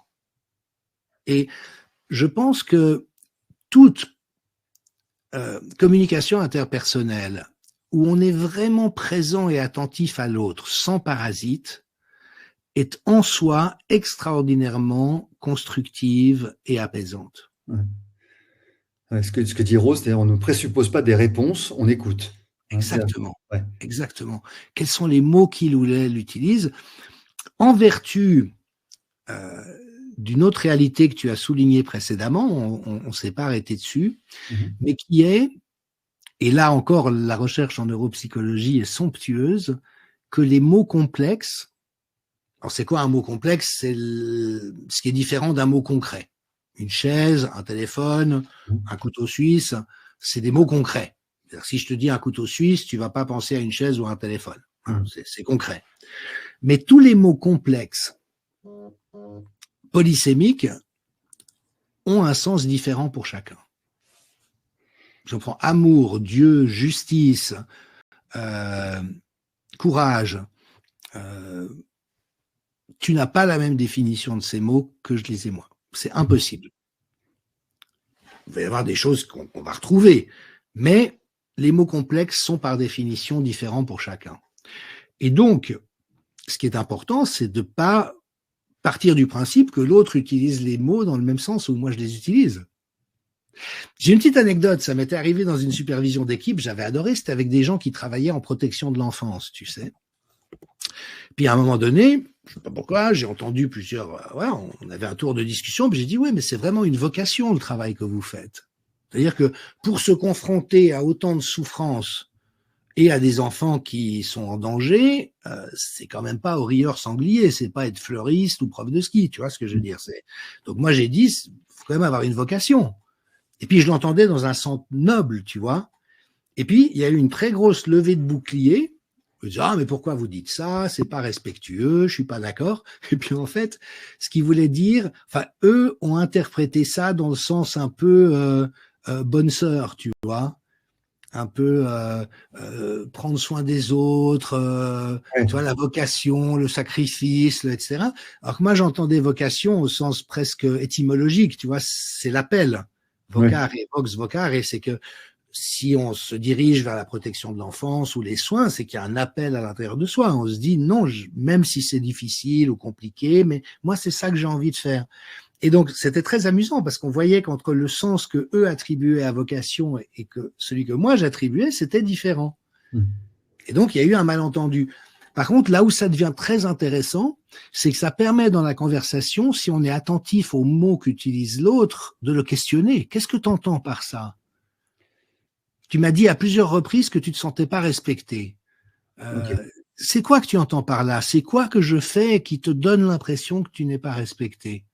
C'est quoi que tu aimerais que je fasse ou que je dise et qui te conforterait dans le sentiment que je te respecte? Vous voyez, pour être dans l'intérêt, et je trouve vraiment que l'intérêt est le meilleur substitut de la critique. D'accord. Alors, ça nécessite donc deux postures différentes. Je dois te dire quelque chose et tu dois me dire quelque chose. Hein, non, c'est deux cas de figure, j'entends. Deux cas de figure. On revient à ça parce que là, j'ai un cas de figure où tu me dis, Frédéric, j'ai besoin de te parler, ou bien j'ai un truc à te dire. Est-ce qu'on peut prendre 2 minutes? Ça, c'est de toi à moi. Donc toi, tu te dois d'être dans une posture bienveillante de communication où tu vas venir vers moi pour me dire quelque chose. Donc tu dois choisir tes mots et tu dois être le plus concis possible de ce que j'ai compris. Hein, et l'autre posture, c'est que moi, est-ce que je suis formé à ton approche ou pas? Si je le suis, on va pouvoir dialoguer de la meilleure façon possible et peut-être qu'on se mettra sur la gueule à la fin parce que on s'est pas compris ou ça ira très très bien. Mais l'autre posture, c'est que toi, tu dois recevoir quelque chose de moi. C'est donc moi, je dois recevoir et moi, je dois émettre. Dans ces deux cas de figure, les clés de la bonne communication sont évoquées sur ton programme aussi. Oui, et je crois vraiment que fondamentalement, c'est cette intention de non-jugement, mais de compréhension. Parce que je sais pas comment tu vis les choses et comment c'est le cas pour les gens qui nous suivent, mais moi j'ai l'impression que c'est au moment où on se sent attaqué qu'on tend à surenchérir dans le jugement. Comme ça nous fait mal ou ça nous fait peur, on disqualifie l'autre avec un jugement de manière un peu préventive, tu vois, alors que je crois vraiment que l'immense clé, c'est d'essayer de comprendre ce que vit l'autre. Ce que dit, c'est la reformulation. Catherine dit, peut pratiquer la reformulation, comme tu l'as évoqué là à l'instant. Oui, ça c'est une tentative intéressante, c'est assez délicat aussi. C'est assez délicat aussi, mais c'est vrai que ça peut être utile, notamment dans le sens, je veux être sûr d'avoir bien compris ce que tu as dit, voilà ce qui me semble avoir compris, et là on reformule, de sorte à ce que l'autre personne puisse dire ah oui c'est bien ça, ou bien non c'est pas tout à fait ça. Ok, alors qu'est-ce qui n'a pas pleinement été compris? Mais tout en sachant, là je suis désolé de complexifier un peu, mais qu'il y a une autre caractéristique amusante si j'ose dire, mais c'est qu'au fond, on n'est soi-même pas entièrement conscient de ce qu'on aimerait dire. Donc, tu vois, cette impression qu'on est des êtres très rationnels et que si on a l'espace, on peut dire tout ce qu'il en est et comme on a envie de le dire, c'est pas tout à fait comme ça non plus, parce qu'on tâtonne aussi un peu. Et finalement, il y a un peu deux types de discours. Il y a celui qu'on a l'habitude de dire. Donc à ce moment-là, on ressort quelque chose qui est déjà verbalisé. Et puis il y a au contraire ce qu'on va aller chercher dedans et qui n'a pas encore été formulé. Et au fond, vous savez comment c'est dans la réalité de l'expression humaine, c'est comme si on essaye de traduire en mots des choses qu'on ressent et qu'on vit et qu'on perçoit, mais qui sont très multidimensionnelles. Et c'est là où c'est tellement difficile souvent de trouver les bons mots. Et souvent, on a l'impression de patiner un peu. On se dit, merde, j'aurais voulu exprimer ça clairement, mais là, je suis un peu en train de patauger. Je m'enfonce. Exactement, je m'enfonce. La concision, c'est ça, c'est la clé. Ouais, c'est ça. On se voit se noyer, on se dit, oh là là là là là, la catastrophe. Donc, d'où la concision, c'est-à-dire donc bien formuler la question, bien formuler le propos, être clair avec soi-même. Et peut-être, est-ce que justement, le fait, ça rejoint un petit peu Neurowisdom aussi, peut-être que le fait de se dire, d'avoir une question à poser à l'autre ou un problème que l'on doit soumettre, d'y réfléchir avant, se dire, mais est-ce que je ne suis pas le détenteur de la solution moi-même? Est-ce que c'est l'autre qui a la solution ou est-ce que c'est peut-être moi qui ai même la solution? Cette espèce d'introspection qui va dire, attends, je lui pose la question, mais est-ce que c'est elle, cette personne-là, je ne parle pas de la femme évidemment, je parle de cette personne, l'interlocuteur en face, est-ce que c'est vraiment elle qui a la solution? Peut-être que c'est moi qui détiens la solution à une problématique, et si je change quelque chose en moi, peut-être que je vais désactiver le conflit que je pense être présent. C'est possible, c'est possible. Et ce qui me plaît beaucoup dans ce que tu dis, c'est au fond ce processus de découverte, de révélation. Parce que vraiment, le dialogue de sourds, c'est quoi? C'est quand chacun arrive avec ses convictions, les exprime, n'écoute pas ce que l'autre a à dire, ressort frustré parce que c'est pas agréable de pas être entendu et de pas faire de progrès, et repart en étant conforté dans ce qu'il pense. Oui. Le dialogue ou la communication, c'est quand je ne sais pas à l'avance ce que je vais te dire. D'accord. Et souvent d'ailleurs, avant les conversations difficiles, on se prépare. Ah, je vais lui dire ça comme ça, et puis j'utilise ça, puis on répète. Puis souvent, quand on arrive dans la vraie situation, c'est pas du tout ça qu'on dit. Donc, on ne sait pas ce qu'on va dire. L'autre l'écoute, prend le temps de réfléchir à ce qu'il en pense et nous dit quelque chose qu'il n'a pas anticipé. Et là, on arrive dans quelque chose de passionnant qui est la co-construction. C'est qu'on est en train de co-construire un dialogue où chacun devient différent de comment il était en entrant dans la conversation. Au lieu de repartir, tu vas conforter dans ce qu'il croit être et savoir. J'ai raison, il y a un enrichissement parce qu'on a entendu des choses auxquelles on ne s'attendait pas, on a dit des choses qu'on ne s'attendait pas à dire, et que on a été ensemble dans ce processus de dévoilement de soi et d'accueil de l'autre. D'accord. Et ça, quand ça se passe comme ça, plutôt que dans le dialogue de sourds, c'est du bonheur. C'est du bonheur. Il faut partir de ce principe. Il faut partir donc ça aussi, c'est une clé, c'est de dire je vais essayer de venir avec mon propos, peut-être mon grief ou quelque chose que j'ai sur le cœur, mais toujours dans la perspective de construire quelque chose et non pas de détruire. C'est facile d'arriver de défoncer tout le monde et après c'est absolument pas constructeur. Alors, tu as parlé tout à l'heure de programmes. On avait parlé de salutogénèse, on avait parlé de neurowisdom que tout un chacun connaît. Et je vous invite, si vous n'avez pas vu les webinaires précédents et les programmes, allez sur le site pour pouvoir en bénéficier. C'est un continuum de formation. Donc là, tu nous parles de cette formation. Peut-être que tu peux en évoquer les principales lignes, les principaux propos, les thèmes que tu as abordés. C'est assez court comme NeuroWisdom aussi, c'est très concentré. En quoi cela consiste, s'il te plaît? Oui, volontiers. Alors peut-être juste encore une fois, redire que moi, ce qui me tient à cœur, c'est de formaliser de la manière la plus claire et la plus parlante possible ce qui m'a été tellement précieux de découvrir à un moment ou l'autre de ma vie et qui a changé ma manière de vivre un certain nombre de situations. Donc NeuroWisdom, je l'avais partagé, c'est un programme que j'ai fait il y a 7 ans et qui a révolutionné, mais vraiment, ma productivité. J'étais déjà quelqu'un de très créatif, mais j'avais de la peine à aller au bout des choses, je m'éparpillais dans plein de directions différentes. Et aujourd'hui, il y a pas mal de gens qui me voient faire plein de choses et qui me disent parfois, mais je suis surpris par votre productivité. Et tu vois que je produis énormément. Mais pour moi, c'est un fruit de NeuroWisdom.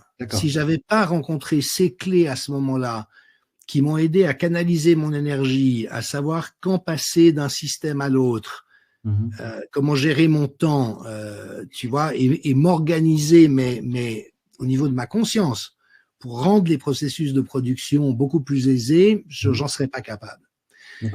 Et il y a pas mal de gens qui, voilà, me font le retour qu'ils trouvent que ma manière de m'exprimer est en général plutôt claire. Et ça n'a pas toujours été le cas.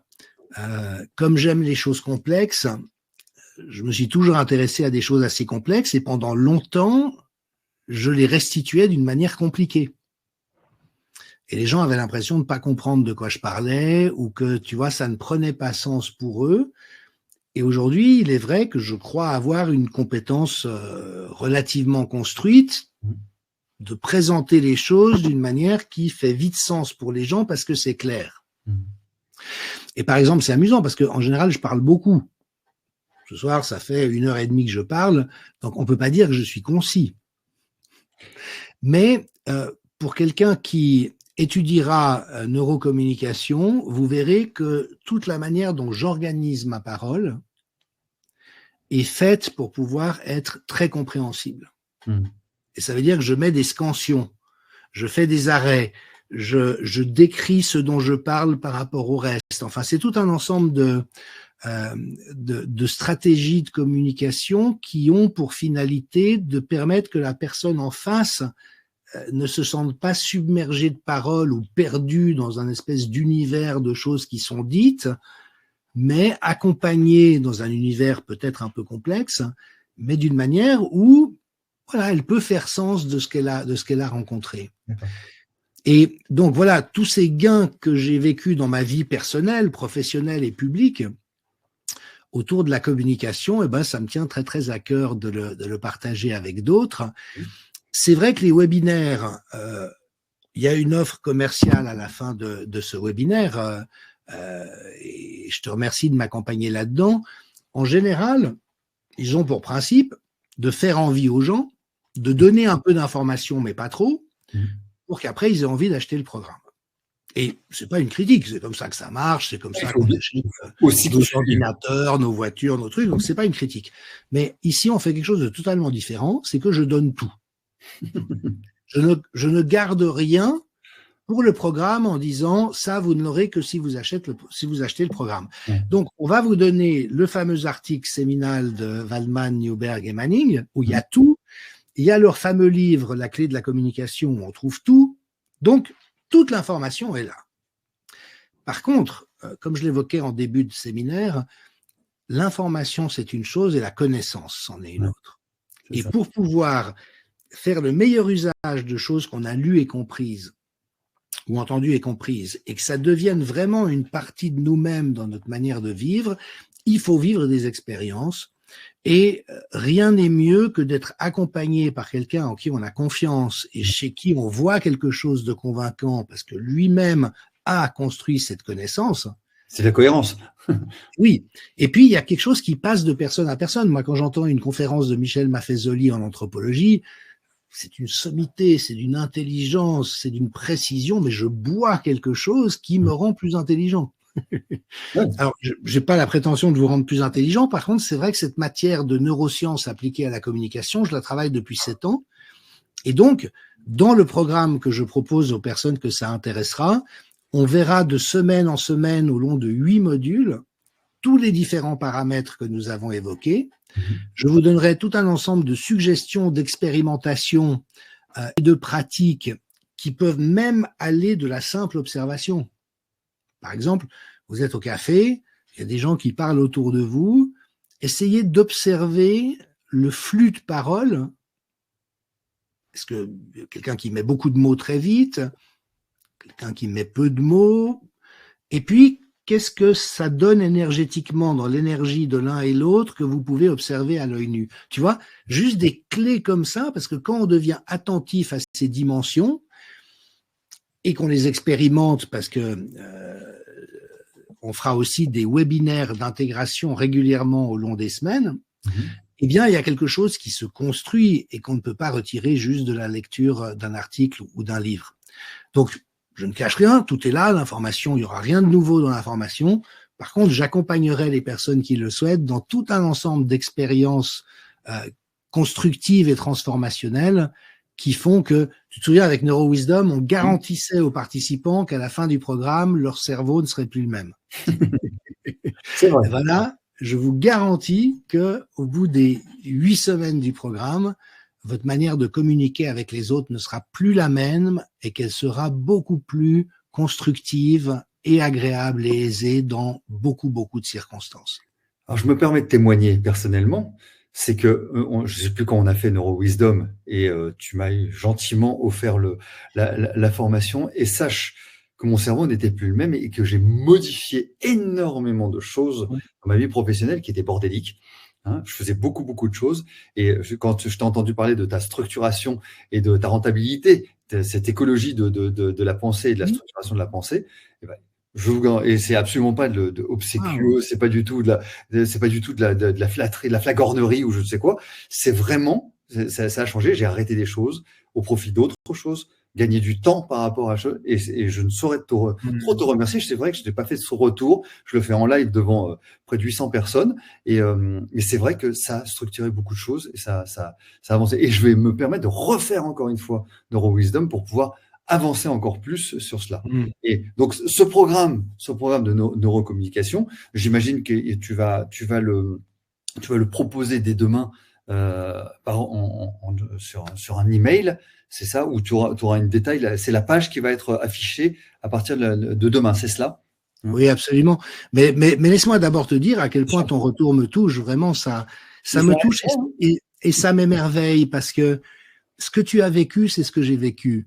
Et tu vois, c'est ça que j'aime aussi beaucoup dans le travail que je fais aujourd'hui, c'est que j'ai rien créé. Moi, je suis pas un créateur de nouveautés, je suis un passeur. C'est-à-dire que ma force, c'est d'être curieux de plein de choses. Je crois aujourd'hui d'avoir une certaine perspicacité par rapport à ce qui en vaut la peine ou pas, et après d'être dans le plaisir de passer plus loin ce que j'ai reçu, tu vois. Moi, c'est ça mon bliss dans la vie.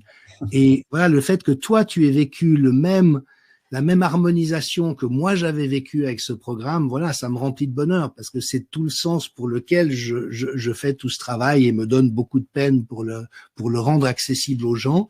Et quand il y a cette magie de voir la liberté qu'on peut gagner, le confort, l'aisance qu'on peut gagner dans la vie, c'est compliqué une vie humaine. Et donc, quand tout d'un coup, on a plus d'aisance à certains endroits, ben, yes, ça en valait la peine.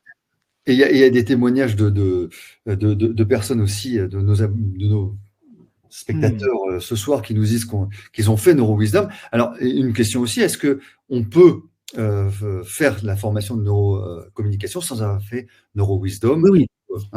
Ce sont des choses complètement différentes. C'est pas interconnecté, c'est un plus. Hein. Absolument. Ouais. Après, évidemment qu'il y a un effet synergique. Si on a fait l'un et qu'on fait l'autre, là, c'est encore plus, ça déploie encore plus d'effets. Et puis peut-être juste pour dire comment j'ai créé ce programme au niveau du contenu.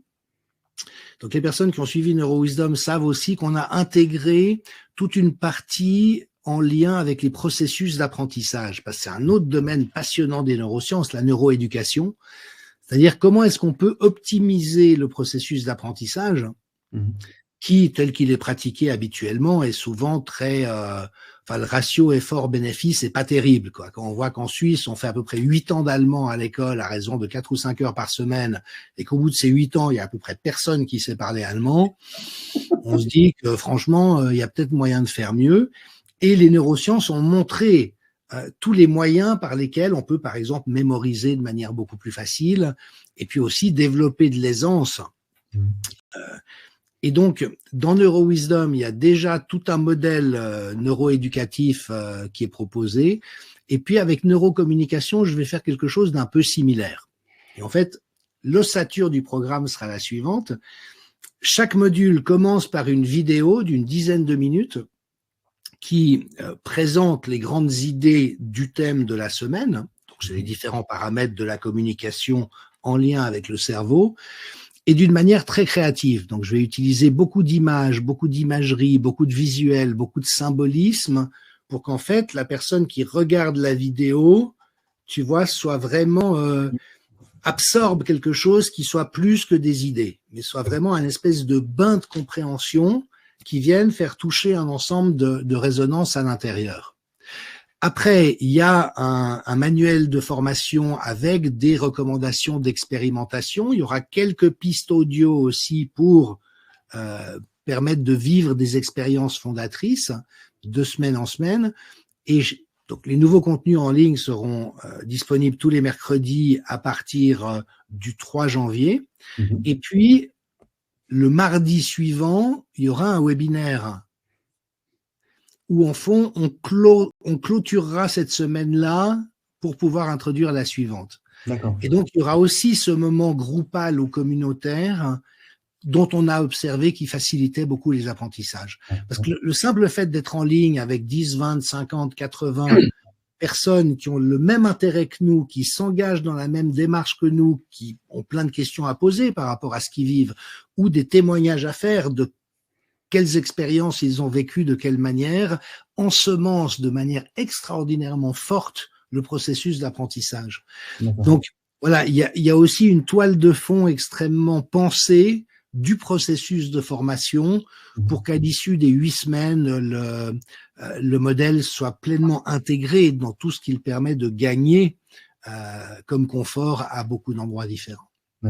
Et donc, comme cadeau, comme cadeau, tu donnes le livre, le fascicule d'explication dont tu t'es inspiré, c'est cela? Alors, c'est le fameux article. Donc, je rappelle l'histoire parce qu'elle est délicieuse. Donc, si vous aimez les histoires comme moi. Donc, Andrew Newberg et Mark Waldman ont travaillé pendant des années en neurosciences, notamment autour de l'étude des pratiques psychospirituelles sur le cerveau. Ça, c'était un de mes sujets de prédilection, mais aussi de la communication. Puis après, ils se sont associés avec Chris Manning, qui était professeur de management à l'université Loyola Marymount, parce que c'est un grand enjeu pour les managers de savoir bien communiquer. Et puis, ils ont fait un ensemble d'expériences qui sont résumées dans cet article. Et puis, les résultats étaient tellement intéressants qu'ils ont cherché à faire publier ça dans des revues médicales ou psychologiques.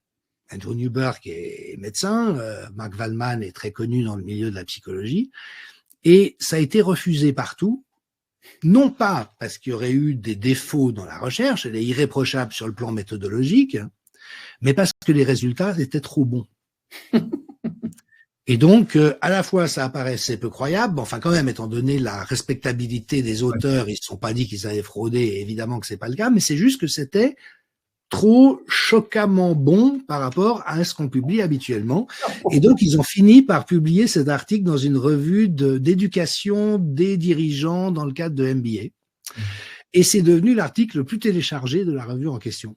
Ah oui. Et c'est un article passionnant, très bien fait. Alors, c'est appliqué à un cadre business, mais après, chacun a suffisamment d'imagination pour voir ce que ça peut donner dans la sphère privée ou familiale ou de voisinage communautaire. Mais tout est là-dedans. Et donc, cet article qui fait, je sais pas, 25 ou 27 pages, traduit en français par un des participants à une formation, et je l'en remercie, est à votre disposition librement. Toutes les clés de lecture sont à l'intérieur. Voilà. On vous donne tout. Et puis, évidemment que pour ceux celles qui auraient envie de cheminer en ma compagnie pour ces 8 semaines, bah, ça fait un très bon point de départ parce que tout d'un coup, vous avez la vision d'ensemble. Et puis après, on aborde, on travaille, on expérimente, on élabore, on intègre les différentes facettes. Et voilà, je me réjouis beaucoup de vivre cette expérience avec ceux et celles que cela tentera. Encore une fois, le savoir et la connaissance, la mise en application. Juste d'un point de vue très pratique, le programme est accessible, donc c'est 197 € les 8 semaines. Il y a un prix de lancement, si j'ai bien compris, à 179 qui est valable jusqu'au 10 janvier.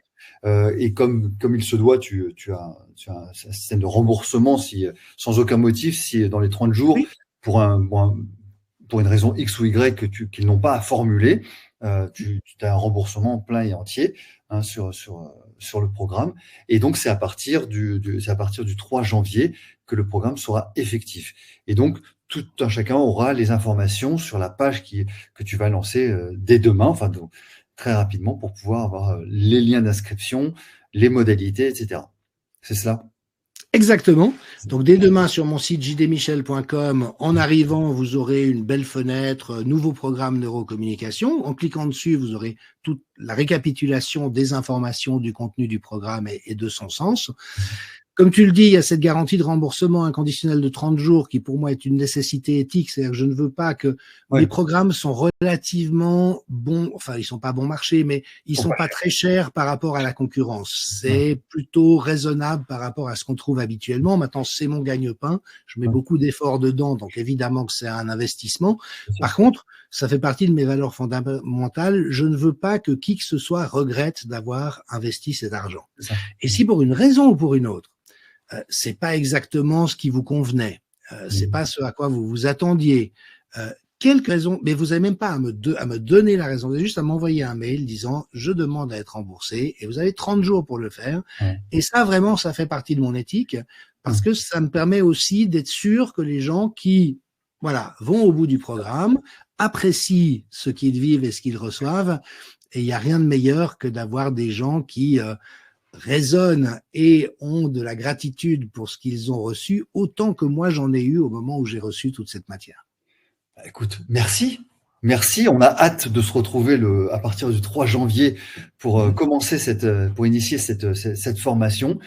Tout se trouvera sur le site, tout se trouvera clairement édicté sur le site et sur la page d'accueil. Merci à toutes et à tous d'avoir assisté. Nous étions très, très nombreux. J'espère qu'on a remonté le maximum d'informations et que les questions que vous avez posées, les témoignages que vous avez évoqués ont trouvé écho dans les propos de Jean-Michel, Jean-Dominique, pardon, Jean-Dominique Michel, je commence à devenir fou.